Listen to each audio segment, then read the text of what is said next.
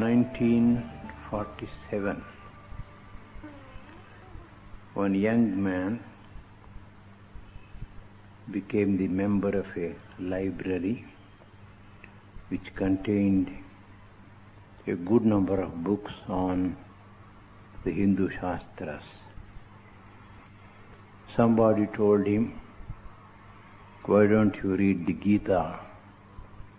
That is our basic scripture."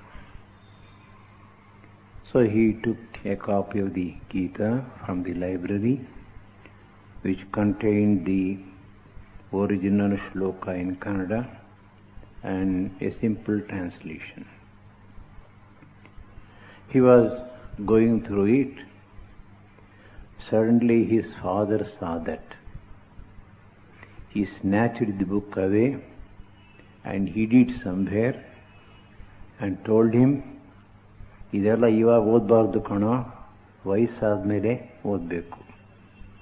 After 60 you are expected to probably touch the Gita. Then after 70 open the book. After 80 start with the first shloka." So this is a very unfortunate attitude in some of the Hindu houses. Probably keeping this in mind, our great devotee, the little Prahlada, declares in the Bhagavatam like this: "Yuvaiva dharmashilaha syat anityam khalu jivitam kohi janati kasyadya mrityukalo bhavishyati kaumara acharet prajñah dharman bhagavatan iha durlabham manusham janma tadapi adhruvam arthadam." So one has to start practicing dharma, religious values, moral, ethical, spiritual values, right from young age. As soon as you are able to recognize the things of the world, become capable of thinking about the world, you must start. Why? Anityam khalu jivitam. Life is uncertain. Kohi janati kasyadya mrityukalo bhavishyati. Who knows whose death will come at what time? It may come today, it may come tomorrow, we just do not know. So, Prahlada, who is advising his classmates in the absence of the two gurus, he says, "Kaumare acharet prajñah dharman bhagavatan iha." The Bhagavata dharmas, the disciplines prescribed for one who believes in Bhagavan or God, in other words, the disciplines of Bhakti Yoga, one has to start practicing even from boyhood days. Durlabham manusham janma tadapi adhruvam arthadam. To get a human birth is very, very difficult. According to Garuda Purana, only after more than 80 lakhs of births in subhuman levels we get into this human body. So Manusha Janma is Durlabha, very difficult to get, and even when we have it, it is uncertain how long we are going to live in this world. Therefore, as soon as prajna or wisdom comes into our mind, we should start thinking about the higher values of life. The same idea is reflected in the Mahabharata Shanti Parva also.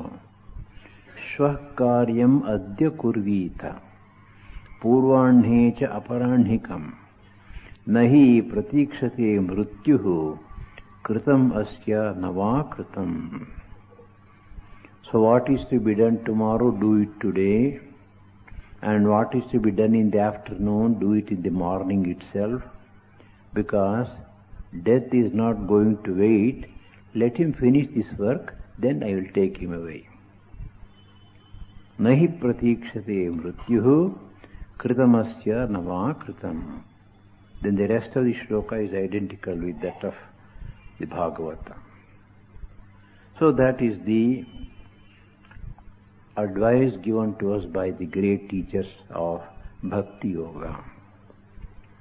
Now, according to the Shastras and also according to Bhagavan Sri Ramakrishna, in the path of Bhakti, there is a great need for getting a proper guru, spiritual preceptor or teacher. It is not possible to make progress in any field of knowledge without the help of a competent teacher. Suppose I want to learn physics. Then I will have to seek a teacher who is an expert in this field and also choose a textbook written by a competent authority and study the textbook with the help of the teacher, clear all the doubts. Gradually, when my knowledge becomes equal to his or perhaps exceeds his, then only I will have the right to challenge him. So in the beginning, when I am just a tyro, I have to follow the Guru. Seek a Guru and follow. So this is the general instruction given by all the Shastras. Sri Ramakrishna illustrates this with the help of two farmers. Both of them wanted to go and see the Calcutta city. They came together, got down from the bus. Then one fellow went, was very arrogant, egoistic type. He thought he would see the city by himself and went round. The second one was more mature. He went to a dharmshala. First took a room, kept his things there, and had his food and rest, and then requested the owner of the dharmshala, please give me a guide because I am new to this place. So with the help of the guide, he was able to see all the important parts of the city in the shortest possible time. In the same way, because spiritual life is a journey into the unknown fields of life, we must take the guidance of experts in the field. What are the characteristics of a spiritual teacher, especially from the standpoint of Bhakti Yoga? The Mundakopanishad describes him like this: Tad vijnanartham sa gurumeva abhigachet samitpanihi shrotriyam brahmanishtham. One who is interested in knowing Brahman or God should approach a teacher with the sacrificial fuel in hand, with great humility, and the teacher should be a Shrotriya and a Brahmanishtha. He must be learned in the Shastras, he must be well established in the experience of Brahman. So, God experience and theoretical knowledge of the Shastras, a combination of these two will be ideal. But very often, it may not be possible for us to get a guru of this type. It is enough if he has had some higher experience and also some basic knowledge of the scriptures, if he is in a position to guide us, just as a boy studying in the 10th standard can guide someone who is in the lower classes like 2nd and 3rd standards. In the same way we can get guidance from such people. In the Viveka Chudamani, Shankara gives another definition: Upasidet gurum prajnam yasmat bandha vimokshanam shrotriyaha avrajinaha akamahataha yaha brahmavittamaha brahmani uparataha shantaha nirindhana ivanalaha ahetuka daya sindhuhu bandhuhu anamatam satam. One should approach a guru who is a prajna, a man of knowledge and wisdom. Knowledge comes by the study of the Shastras, wisdom comes by experience in life. Yasmat bandha vimokshanam. He should be capable of giving liberation to others. He himself has crossed the ocean of samsara and is now in a position to give it to others. We find it in the life of Sri Ramakrishna. First he did sadhanas, reached the goal of life, then he was hankering for worthy disciples to transmit that knowledge and wisdom. He must be a Shrotriya, he must know the essence of the scriptures, avrujinaha, sinless, akamahataha, he should have no desires in his mind, brahmavittamaha, he must have experienced Brahman or God, and as a result of that, brahmani uparataha shantaha, his mind has completely settled down in Brahman, therefore it is absolutely at peace. And the example or comparison is, simile is, nirindhana iva analaha. Suppose fire is burning, the more fuel you put, the more fiercely it burns. Suppose you stop putting fuel into the fire, the faggots into the fire, then what will happen? Slowly the fire will die down. Only the embers will be there, and that also will go in course of time. So he will be just like that. He will not be upset by the temptations of the world. And if the Guru has to give the knowledge he has acquired to other people, he must have this, ahetuka daya sindhuhu bandhuhu anamatam satam. He should have infinite compassion in his mind, krupa, and the moment a person approaches him in all humility for spiritual knowledge and wisdom, he should even go out of the way to give it to him. Bandhuhu anamatam satam. The good people who come and bow down to him, he should become his friend and guide. There is a way of approaching such holy people. You cannot just go and sit in front of them and say, you give me Brahma Jnana. Our Shastras are very particular about the way of approaching a competent Guru. The Lord says in the Gita, Tadvidhi pranipatena pariprashnena sevaya upadekshanti de jnanam jnaninas tattva darshinaha. They are not ordinary jnanis, they are tattva darshis. They have realized the truth. They are capable of transmitting that knowledge and wisdom to you. So if you want to get it from him, from such a person, tadvidhi pranipatena. First thing you have to do is bow down to him. Dirghadanda namaskara, ashtanga pranama.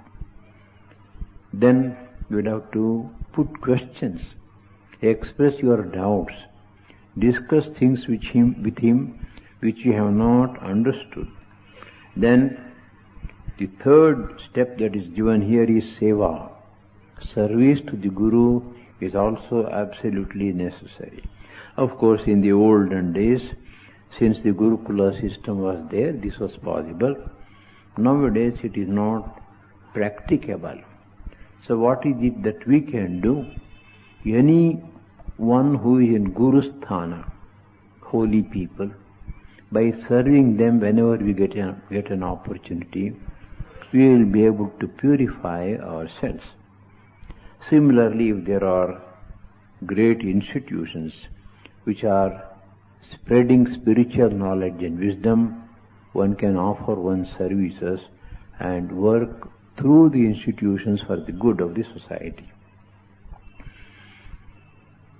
Again Shankara says, Tam aradhya gurum bhaktya prahva prashraya sevanaihi prasannam tam anuprapya priched jnatavyam atmanaha. After approaching such a guru with great devotion and humility, one should speak to him in all humility. The speech should be humble, and one should also serve the guru. And when he becomes pleased with you, you should put your questions, your doubts before him. Well, there is one important point to be remembered here. Yes, I am interested in spiritual life. I want a guru. Now, how to get the guru is the point. I am not in a position to go and examine a person whether he is capable of becoming my guru or not. If I am capable of judging a guru, then I myself can become a guru. So the best thing would be, in all humility, to pray to the Lord. NaradaBhaktiSutra says the same thing. Great people who are spiritually illumined, they will be eagerly waiting to help the sadhakas. If there is a sadhaka and he wants the help of a guru, let him pray to him. Slowly the Lord will lead him to such a guru. Then, in the field of Bhakti Yoga, the whole sadhana centers round on meditation on a form of God. So we have to think about the Ishtadevata. Swamiji says in one place, if a cow were to think of God, it would perhaps think of him as a very big cow giving tons and tons of milk. Because it has got cow psychology, its God also will be a cow. We are human beings bound in the human frame and human psychology. It is but natural for us to think of God also in a human form. Only I am an ordinary person, I have got only 2 hands. My God will have 4 hands, maybe 8 hands. Because these are all symbolical. We can also give another example. The sky is infinite. As long as we are sitting in this room, we can get a view of the sky only through the limited window. The window may be 5 feet by 4 feet or 6 feet by 4 feet. But the window will definitely serve the purpose of giving us a glimpse of the infinite sky. So, in the same way, because it is not possible for us to think of Nirguna, Nirakara aspect of Brahman straight away, we should learn to practice upasana, meditation upon God with name and form. Sagunopasana is easier and better for beginners. But Sri Ramakrishna is very definite that Sagunopasana is in no way inferior to Nirgunopasana. Both are equally good. They are 2 sides of the same coin. There is water. The water takes the form of the vessel in which it is put. So in the same way, Parabrahma Vastu also can take any form to which we are used to, or which forms are described to us by the scriptures through the appropriate dhyana shlokas. Of course, we have to remember one thing here. The various forms of the deities and the mantras associated with the deities given to us through the Shastras, especially the Tantras and the Puranas, they are not imaginary beings, imaginary words. The great rishis have, through their tapas, realized God through these aspects, through these forms, and they are giving it out of their experience. So, we have faith in them, we trust them, and accept the names and forms given to us by them through these works. But whatever be the form and whatever be the name, the vastu is one and the same. Nama may be different, rupa may be different, prayojana may be different, but vastu is one and the same. It's just like sugar dolls. Various dolls are there, little children may quarrel, but we know that they are all made of the same sugar, and if you eat, every one of these dolls is sweet.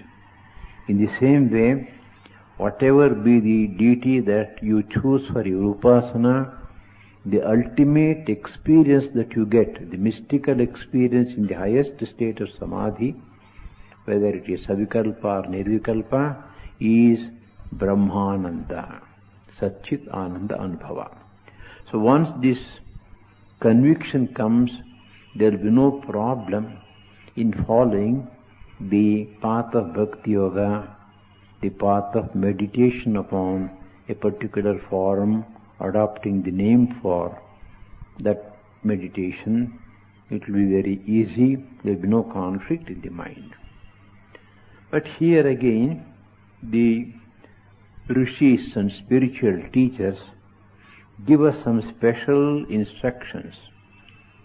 That is, one of the most important instructions is Ishta-nishtha. We choose a particular deity for our upasana. Maybe Rama or Krishna or Shiva or Devi or Ganapati, it doesn't matter. But we have to choose, pick and choose one particular Ishtadevata and one mantra associated with that to be received ceremonially from a guru, and one mode or method of sadhana until we reach the final goal of life. This is very, very necessary. If you go on changing the Ishtadevatas or gurus and names or mantras, you will never reach the final goal of life. At the same time, though we have chosen a particular Ishtadevata and mantra, we should be very, very respectful towards other aspects of Devata and other forms of sadhana and other mantras. One of the tragedies of the Hindu society has been in the earlier days that people who are followers of Rama or Krishna or Shiva or Devi, they have started quarreling. Sri Ramakrishna gives us a very interesting incident that happened probably in the court of a Rajasthan king. So there is a discussion about the greatness of Vishnu and Shiva. So Pandits were arguing on both the sides. Some were trying to prove that Shiva was superior, some were trying to prove that Vishnu was a better deity or superior. The greatest of the Pandits was sitting quietly without speaking a word. Then the king asked him, "Well, you have not expressed your opinion. What is the final verdict? What is your opinion?" With folded hands he stood up and said, "Sir, I have not seen either Vishnu or Shiva. Therefore, how can I say who is better?" So that should be the attitude of a real sadhaka. We respect your Ishtadevata, your mantra, but I stick to my path. There should be no fanaticism in this aspect of sadhana. Then we come to mantra, another very important aspect of our sadhana in Bhakti Yoga. Mananat Prananat Chaiva Madrupasya Avabodhanat Mantramityuchyate Brahman Madadhisthana Topiva. So it is called as mantra because when we think of it, reflect upon it, man, tra, tranana, it protects. So any word which indicates God, if we go on repeating it in the mind, that word will bring into our mind the picture of the Lord, living and conscious, and ultimately it will save us from the cycle of samsara. There is a wonderful book called Supernature by Lyell Watson, the world famous biologist who got Nobel Prize. In that book he says the letter or the word we pronounce takes a particular form. The sound and the form are closely associated with each other. He gives the example of the letter O in the English language.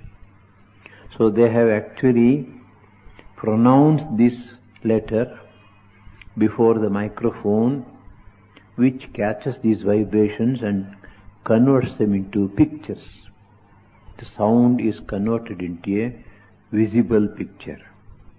They have found out that the word O, pronounced by the person in front of the microphone, produces a regular zero.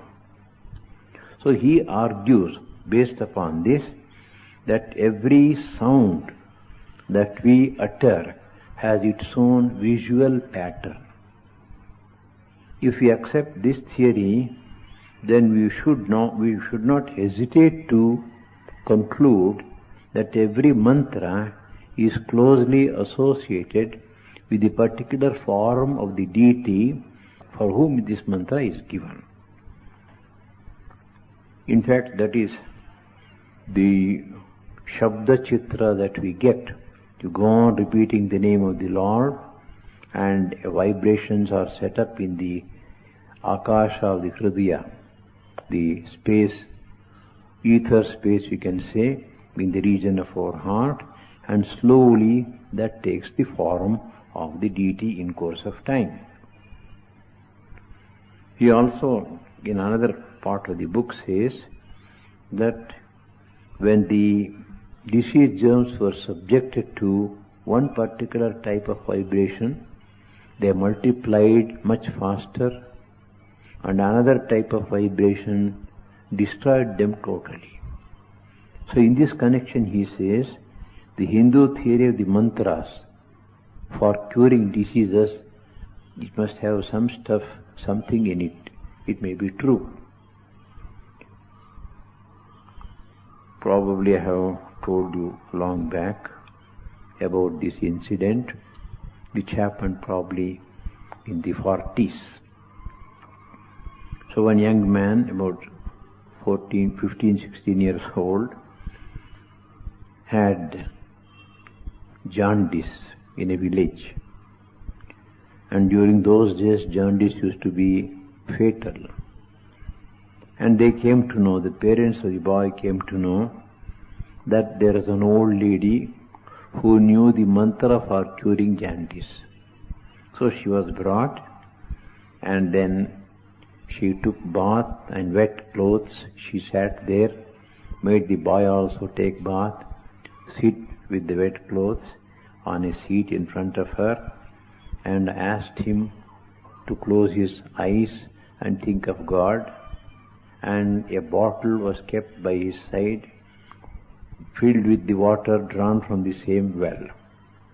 For about 15-20 minutes or half an hour, she repeated the mantra that she had received from somebody for this particular disease, or maybe for any disease.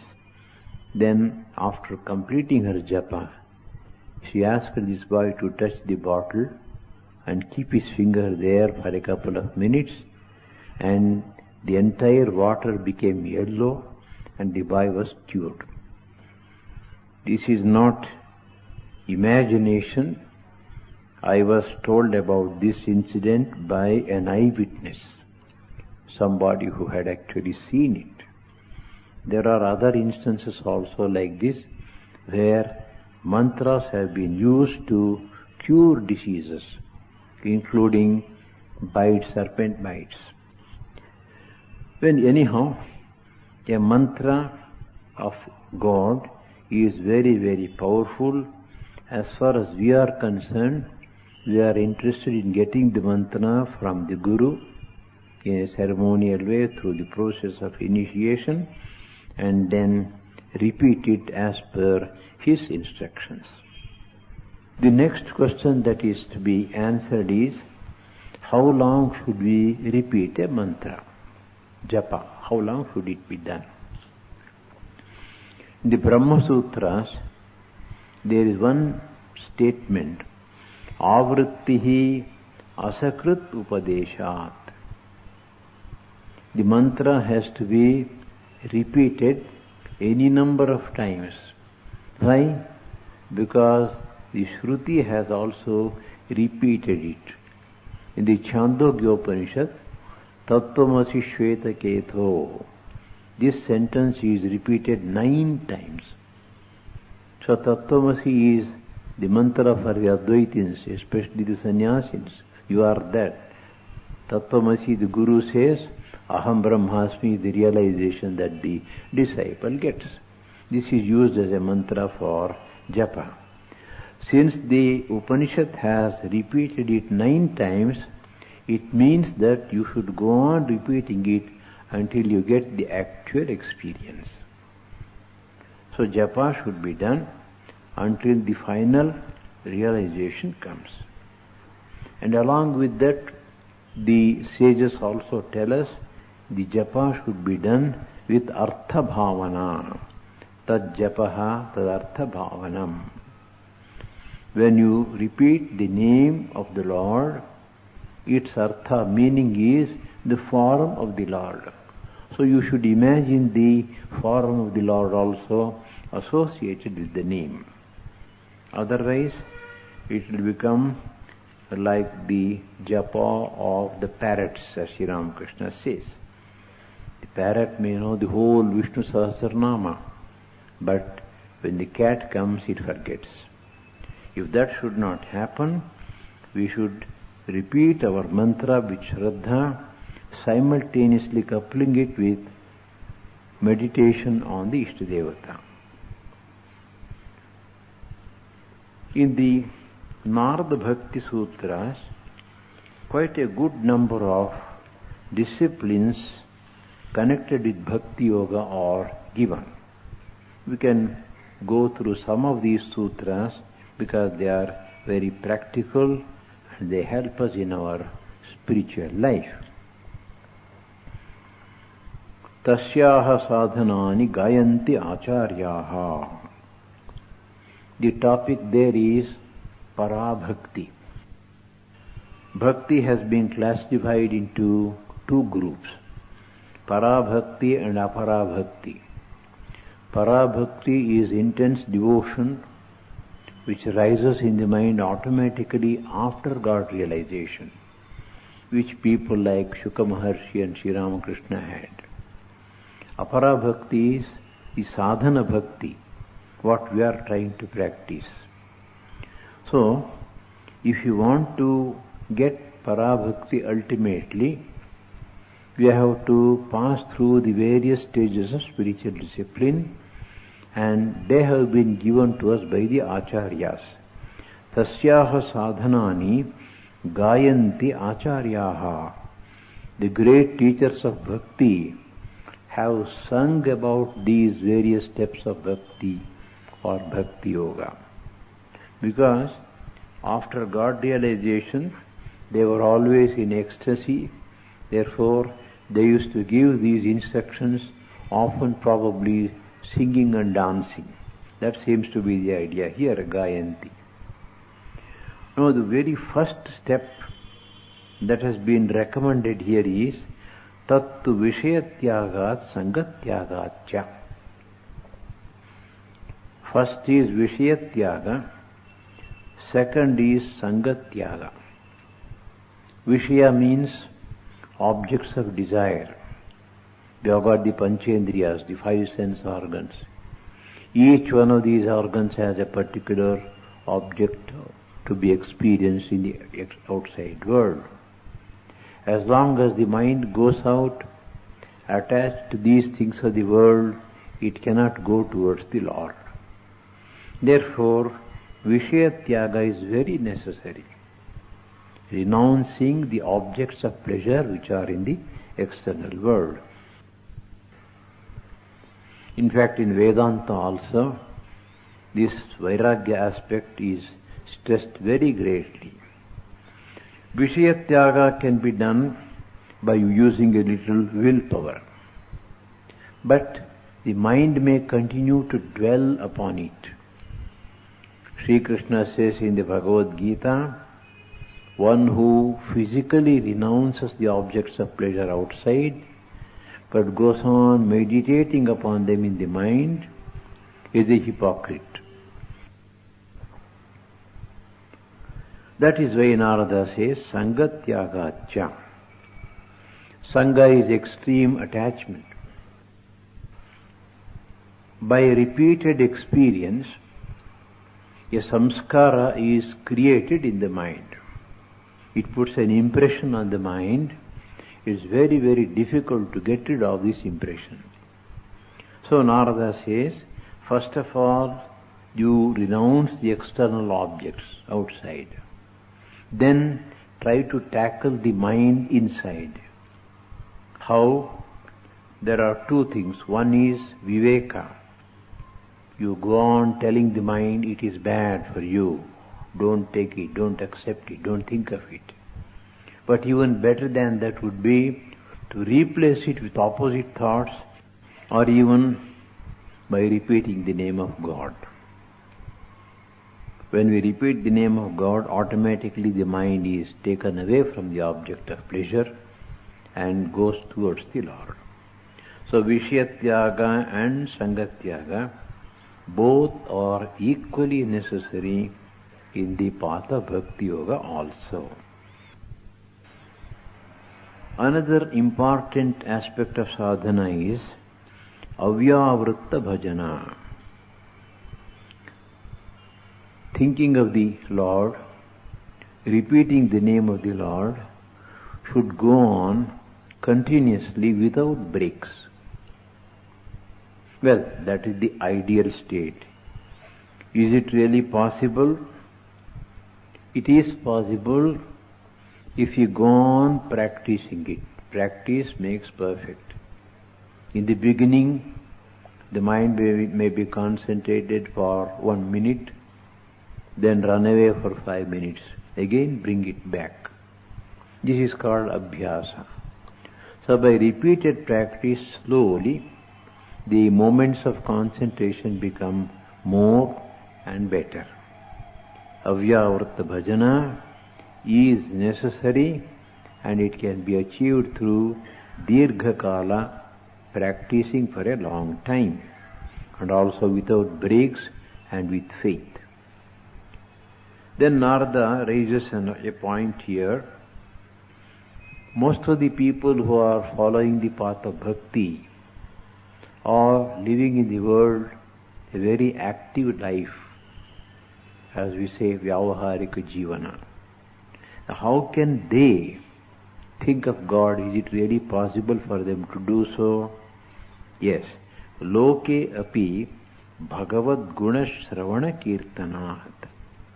Even while engaged in the various activities in the world, it is possible to keep the mind on the Lord by listening and also singing about the names and the glories of the Lord. Many years ago there was a practice in our Belur Mutt when old Swamis and young brahmacharis sat in the kitchen department cutting the vegetables. One Swamiji would be reading the Kathamrita, Gospel of Sri Ramakrishna. So instead of wasting the time by chit-chatting, They were expected to listen to Sri Ramakrishna's words and also go about the work. Swami Shankaranandji was the president of our order for about 11 years, from 51 to 62. He was a disciple of Brahmanji Maharaj. He was also his secretary. He was venerated very highly. When he became the president, he used to go around Belur Math, supervising practically every activity. He was physically quite strong, even at the age of 70. So one day he came and saw the brahmacharis were peeling the potatoes, the skin of the potatoes. He found that along with the skin, quite a bit of flesh also was going. Then he came and told them, that is not the way, you should be careful, you should do it in such a way, only the skin comes out. Then that brahmachari had the audacity to tell him, no Maharaj, it is not possible. Something will go, it cannot be prevented. What? He shouted, sat there and completed all the work within half an hour so perfectly and so nicely. That is the beauty of this older generation. They used to do every kind of work, and perfection in work was their mantra. I heard this from one of the senior Swamijis. So, loke api bhagavad guna shravana kirtanat. Even while engaged in the activities of this world, we can keep a part of the mind upon the Lord by listening to the names and the glories, and also by singing or listening to the singing by others. Sri Ramakrishna gives a nice example. Two examples he gives. One example, somebody has got tooth pain. Yes, whatever you may be doing, a part of the mind is conscious of that pain. Similarly, whatever you may be doing in this world, try to keep a little part of the mind upon the Lord. The second example he gives is the lady who is pounding rice, rather paddy. So she is talking with people, feeding the baby, so many things she is doing simultaneously, but her hand is always on the pestle and mortar, so that she doesn't hurt herself. In the same way, Sri Ramakrishna says, rather Brahmanji Maharaj says, it is possible to do everything, all the activities of the world with 25% of the mind, keeping 75% on the Lord. Even if it is reversed, 75% on the world and 25% upon God, even that is good for us. But when somebody says it is not possible, it is so difficult and so on, then Narada gives one more hint. Mukhyatastu mahat kripaya eva bhagavat kripa leshatva. Or primarily, you can concentrate your mind on the Lord, keep the mind on the Lord by the kripa or grace of the great ones, or grace of God. In the path of sadhana, very often we find that the help of highly evolved souls is invaluable. Sri Ramakrishna one day was going round the Shiva temples. He found that Rakhal was sitting, trying to meditate upon God. He was not able to meditate. The mind was so restless. Then suddenly Sri Ramakrishna went to him and asked him to put out the tongue, wrote something on the tongue with his finger. immediately Rakhal went into Samadhi. So these people had that power. Their very presence could induce peace of mind, concentration.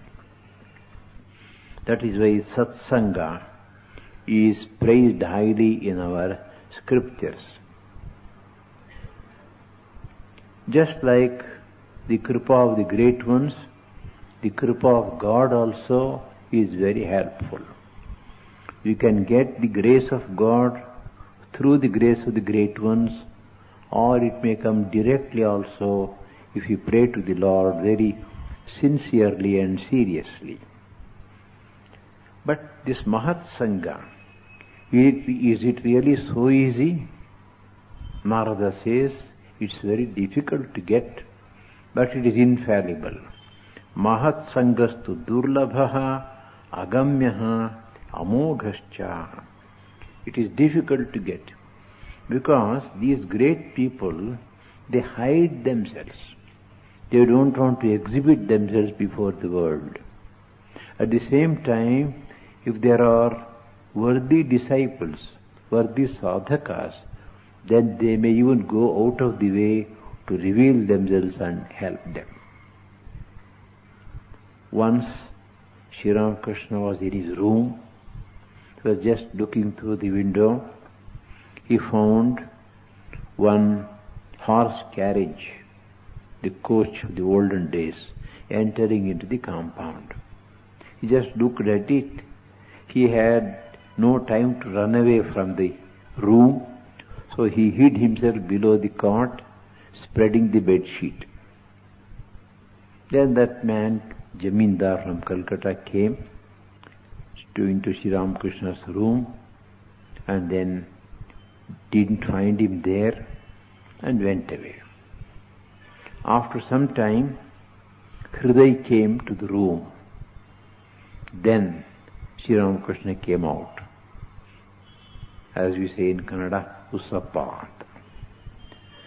Then Hriday asked, what is the matter? Why did you hide there? You know that wet wood had come.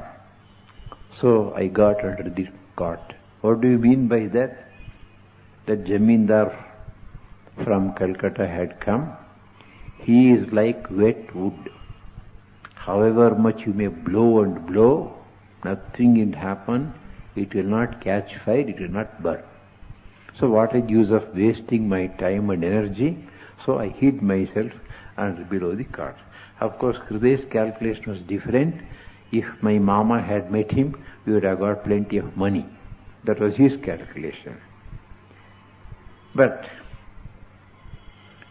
we can be very happy at this incident because at least there was one person who defeated even Sri Ramakrishna, Even Sri Ramakrishna was afraid to touch these people.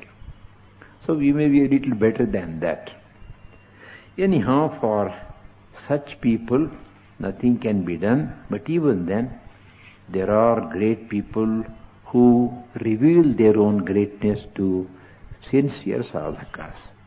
And once it comes, once their kripa comes, it is amogha, it is unerring, unfading, infallible. But can we really get it? That is the question. So Narada says, Labhyate api tat kripaya eva. If we are serious and sincere, if we are actually hankering for it, then automatically that kripa will come either from the great men or from God Himself. Through their grace, we will come in touch with these great people by their grace or by the grace of God. No, Narada wants to stress this point very much, that those who have practically realized God have become one with Him. Tasmin tajjane bheda abhavat. The grace of the great ones and the grace of God, they are identical because there is no difference between them. They have completely merged their own minds and personalities into that of the Lord. What comes out through their mouth, what they speak, comes directly from the Supreme Lord Himself. Then he gives us a few hints on the negative side also. What should be done has been described. Now he takes up the other question, what should not be done by the sadhakas. We should know both the positive side and the negative side, so that we can avoid the negative side and practice the positive disciplines. Dussangaha sarvathaiva tyajyaha. Evil company has to be given up by all means, by every means. Now what is that dussanga? It may be the company of bad people, evil people, who have led a very bad life, who are vibrating with those evil thoughts and feelings. Then other things, any sight or sound or any object that will rouse our kama, krodha, lobha, moha, mada, matsarya, the 6 enemies. Every one of these can be grouped under dussanga. I know very well how Yatishanji Maharaj was very, very sensitive to the evil people's evil vibrations. When somebody of that type comes, he keeps him at a distance, disposes him off very quickly, and afterwards, once it happened and he told me, he is full of the vibrations of lust. One can actually feel it.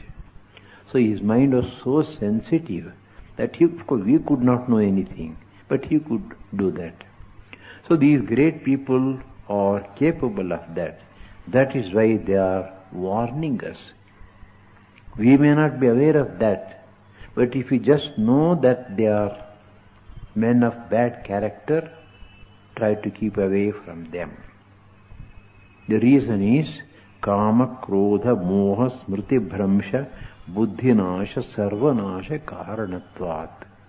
If we come into contact with such people, then their evil qualities will slowly touch us and make us also dirty or impure. Lust, anger, delusion and so on.